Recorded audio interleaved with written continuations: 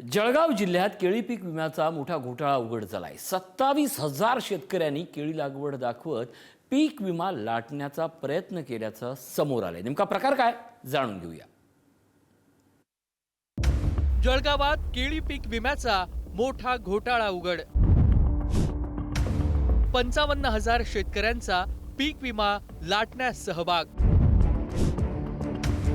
पीक विमा प्रतिनिधी आणि सीएससी चालकांचाही घोटाळ्यात सहभाग।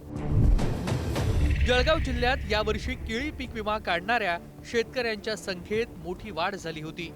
त्यामुळे पुणे कृषी आयुक्तालयाला शंका आली। त्यानंतर त्यांनी केलेल्या सॅटेलाइट पाहणीमध्ये ओसाड जमिनीवर देखील केळी पीक लागवड दाखवल्याचा गंभीर प्रकार समोर आलाय। वेळीच हा प्रकार लक्षात आल्यानं शासनाचे शेकडो कोटी रुपये वाचलेत। पण या निमित्तानं मोठा केळी पीक विमा घोटाळा उघड झालाय।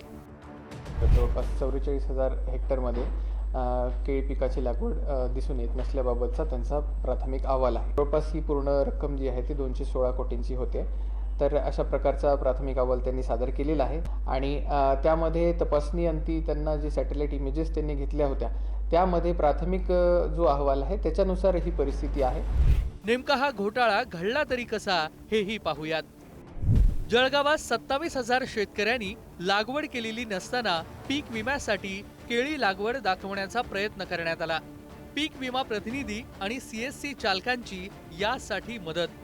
केळीचा पीक विमा 1,70,000 रुपयांचा असतो।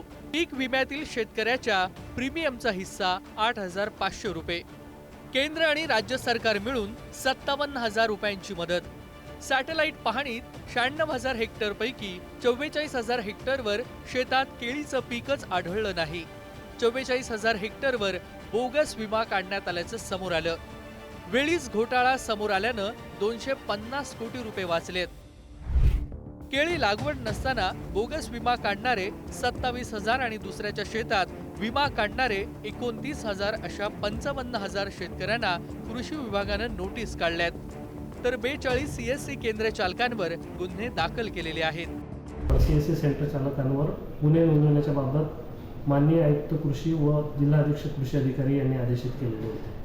त्या अनुषंगाने आपल्या चोपडा तालुक्यामध्ये एकूण 13 सीएससी केंद्र चालकांवर गुन्हे दाखल करण्यात आलेले आहेत। म्हणजे आपण कॉम्पिटिशन करता केळी पीक विम्यात जरा चांगला परतावा मिळत होता, परंतु भारतात एक परंपरेप्रमाणे भ्रष्टाचाराची लागण या योजनेला सुद्धा लागलेली आहे। मुळात कोणत्याही शेतात केळी न लावता कितीतरी हजारो हेक्टर क्षेत्र जर सापडत असेल तर नक्कीच ही मला वाटतं लाजिरवाणी गोष्ट आणि धोकेदायक सुद्धा गोष्ट आहे। त्यांना तातडीने जिल्हा प्रशासनाने तातडीने त्यांच्यावर कडक कारवाई केली पाहिजे।